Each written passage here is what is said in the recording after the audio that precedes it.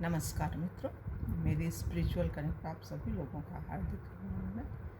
आज मैं आप लोगों को एक अद्भुत भक्त हैं माँ करमैती बाई, उनके बारे में बताने वाली हूँ मित्रों। तो इसको ध्यान से सुनिए, और यदि मेरे स्पिरिचुअल कनेक्ट को आप लोगों ने सब्सक्राइब ना किया हो तो इसको सब्सक्राइब कर लीजिए और ज़्यादा से ज़्यादा लोगों को शेयर भी कीजिए मित्रों। तो चलिए हम लोग शुरू करते हैं माँ करमैती बाई के बारे में। ये एक बहुत ही अद्भुत भक्त हैं जो कि 3 दिन तक मरे हुए ऊँट के अंदर छिप कर बैठी रही कि कोई हमको पकड़ कर न ले जाए। हम घर गृहस्थी में नहीं रहना चाहते, इनके मन में ये भावना थी। घर से भाग के आई थी, ये अद्भुत थी। उनको मतलब ऊँट की जो गंध थी, दुर्गंध, वो ही पता नहीं चली, उसमें खुशबू लग रही थी। उनको ये लग रहा था कि हमें भगवान मिलेंगे, अगर घर जाएंगे तो हम भगवान की प्राप्ति नहीं कर सकते, इस तरह की भावना रही होगी। तभी तो वहाँ बैठी रही, 3 दिन बैठी रही मित्रों। अभी इसको देखिए, सुनिए आप लोग, तो पूरी जानकारी मिलेगी। पंडित परशुराम जयपुर के अंतर्गत खंडेला के शेखावत सरदार के राजपुरोहित थे।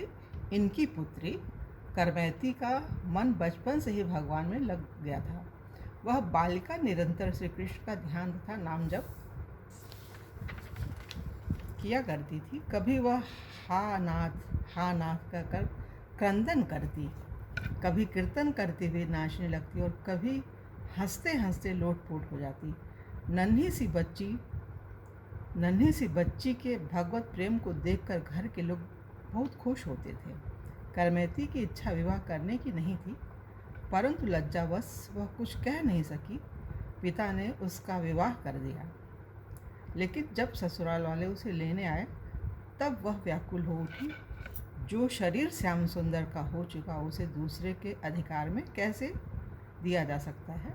उसने अपने प्रभु से प्रार्थना प्रारंभ की, और जो कातर होकर श्री वृंदावन चंद्र को पुकारता है उसे अवश्य मार्ग मिल जाता है। सही भी बात है। आप किसी उलझन में हैं, परेशान हैं, भगवान को पुकारिए, प्रार्थना कीजिए। प्रार्थना में बड़ी शक्ति होती है। अगर दिल से कोई भी भक्त बुलाता है भगवान को, आते हैं, मार्ग बताते हैं, रास्ता, अंतः प्रेरणा जो मिलती है वो कोई ना कोई रास्ता दिखाई देती है। भगवान इतने जल्दी तो मिलते नहीं हैं, बड़े बड़ों को नहीं मिलते हैं, तो एक सामान्य आदमी को कैसे मिलेंगे।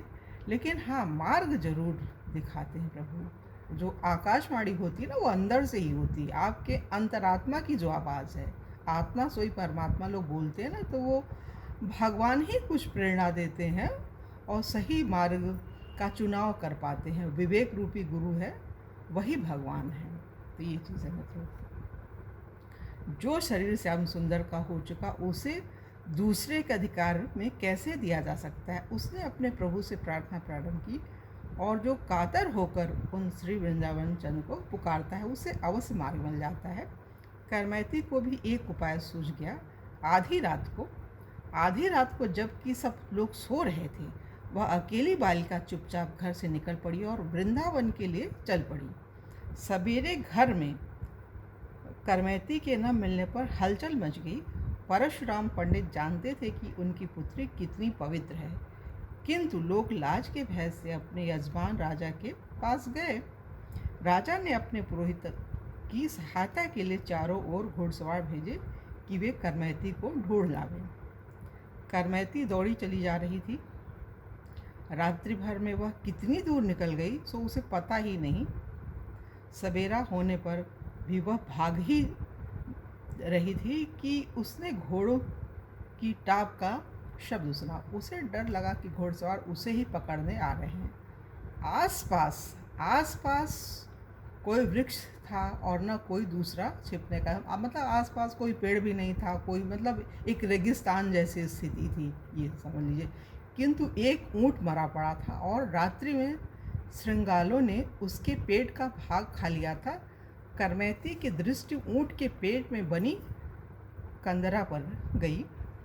इस समय वह सांसारिक विषयों की भयंकर दुर्गंध से भाग रही थी। मतलब आप सोचिए कितनी बड़ी बात है। सांसारिक विषय वासनाएं, जो संसार का वो मोह माया, ये उसको दुर्गंध जैसी लग रही थी। मरे ऊँट के शरीर से निकलने वाली गंध उसे विषयों की दुर्गंध के सामने तुच्छ जान पड़ी। इसको पुनः सुनिए मित्रों। इस समय वह सांसारिक विषयों की भयंकर दुर्गंध से भाग रही थी। मरे ऊँट के शरीर से निकलने वाली गंध उसे विषयों की दुर्गंध से सामने तुच्छ जान, मतलब वो उनको कुछ समझ में नहीं आ रहा। बदबू भी उनको सही लग रही थी कि हाँ, यहाँ अगर छिप जाएंगे तो हम बच जाएंगे। भागकर वह ऊँट के पेट में छिप गई। घुड़सवार पास आए तो दुर्गंध के मारे, इतनी सूझी इतनी बदबू थी, दुर्गंध के मारे उन्होंने उस ऊँट की ओर देखा तक नहीं। वहाँ से शीघ्रतापूर्वक वे आगे बढ़ गए और अंत में हताश होकर लौट आए। माता पिता आदि भी पुत्री के संबंध में निराश हो गए।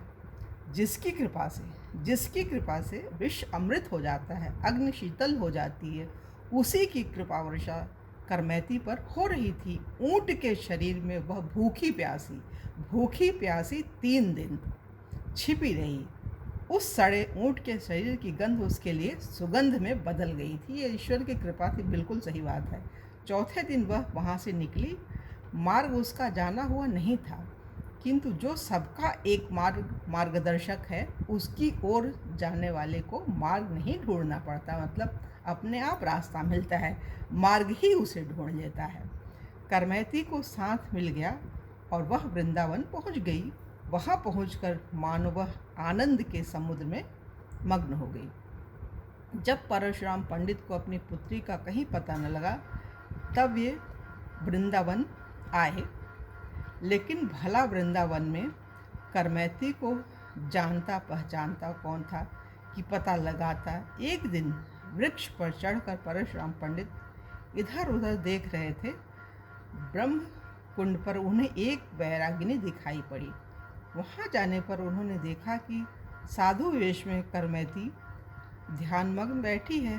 पुत्री की दीनहीन बाहरी दशा देखकर पिता को शोक तो हुआ, परंतु उसके भगवत प्रेम को देखकर वे अपने को धन्य मानने लगे। कई घंटे बैठे रहने पर भी जब करमैती का ध्यान भंग नहीं हुआ, तब पिता ने उसे हिला डुलाकर जगाया। वे उससे घर चलकर भजन करने का आग्रह करने लगे। करमैती ने कहा, पिताजी, यहाँ आकर भी कोई कभी लौटा है? मैं तो ब्रज राजकुमार के प्रेम में डूबकर मर चुकी हूँ। अब मुर्दा वहाँ से उठे कैसे? अंततः परशुराम जी उसके भक्ति भाव को देखकर वापस घर लौट गए। राजा ने जब यह समाचार सुना, तब वह भी करमैती के दर्शन करने वृंदावन आए। राजा के बहुत आग्रह करने पर करमैती बाई ने एक छोटी कुटिया बनवाना स्वीकार किया। राजा ने करमैती बाई के लिए ब्रह्म कुंड के पास एक मढ़िया बना दी। करमैती बाई की भक्ति ने राजा को भी भक्त बना दिया। इसी प्रकार भक्तमाल में अनेकानेक भक्तों के पावन चरित्रों का वर्णन है। तो ये चीज़ है मित्रों, करमैती बाई कितनी अद्भुत संत थी, भक्त थी भगवान की। बिना भक्ति के, भक्ति तो क्या है ना, पूर्व जन्म से मिली हुई होती है। तो वो कोई भी बच्चा होता है ऑटोमेटिक उस मार्ग पे चल पड़ता है। और जैसे स्वयं पका हुआ फल होता है ना, वैसे भक्ति होती। भक्ति तो भगवान की कृपा से भाग्य में लिखी ही होती है, तभी आदमी भक्त बनता है। भक्त ठोक पीट के नहीं बनाए जाते हैं। भक्त तो भगवान की कृपा से बने बनाए होते हैं।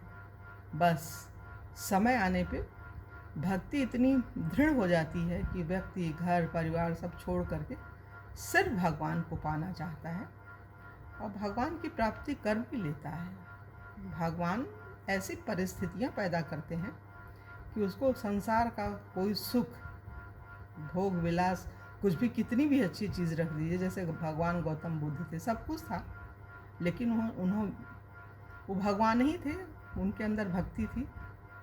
वो सब कुछ छोड़ के सन्यासी हुए और अब भगवान ही थे तो उनके बारे में क्या बोले, मतलब तो उनके बारे में कुछ कहना तो ठीक नहीं होगा। सभी लोग पढ़े हैं, जानते हैं गौतम बुद्ध जी के बारे में, तो बस वही वैसे ही भक्ति, वैसे ही सोच का व्यक्ति हो तो उसको संसार की कोई भी चीज़ें परेशान नहीं करती हैं। वो संसार में रहता हुआ, और गृहस्थ संत भी हुए हैं, बहुत सारे संत हुए हैं। ओरछा के महाराज थे, महारानी थी, तो वो भी बड़े अद्भुत थे, दोनों पति पत्नी। वो जो उनकी पत्नी थी तो भगवान की इतनी अनन्य भक्त थी कि अयोध्या से भगवान जी चल के आए, और मंदिर नहीं बना था तो उनके कमरे में ही रहे, और जब मंदिर बन के तैयार हो गया तो भगवान बोले हम यहीं रहेंगे, वहाँ दूसरे भगवान जी को आप पधरा दो। तो ये है महिमा। और वो खड़े थे पहले और बैठ गए कि हमारे भक्त को तकलीफ़ हो रही है, हम बैठेंगे तो वो भी बैठ के पूजा करेगी। मतलब कितने अद्भुत होते हैं प्रभु, सारे मार्ग खोल लेते हैं, सारी परिस्थितियाँ अनुकूल हो जाती हैं। भक्त भक्ति में ही लगा रहता है और वही भक्ति ही बांटता है। भक्त भक्ति भगवंत गुरु, चतुर नाम वह एक, शरीर चार है, देखने में है एक ही है, अलग नहीं है। इनकी आत्मा बिल्कुल एक है। संसार के दिखावे के लिए चार होते हैं, लेकिन होते एक ही हैं। तो ये चीज़ है मतलब। अब इनमें ज़्यादा कुछ न बोलते हुए हम सोचते हैं कि अपनी वाणी को ही विराम देना चाहिए, और कल की वीडियो में आप लोगों से पुनः किसी और संत के बारे में बोलेंगे। तब तक के लिए जय हिंद, जय भारत, ओम शांति, ओम शांति, ओम शांति।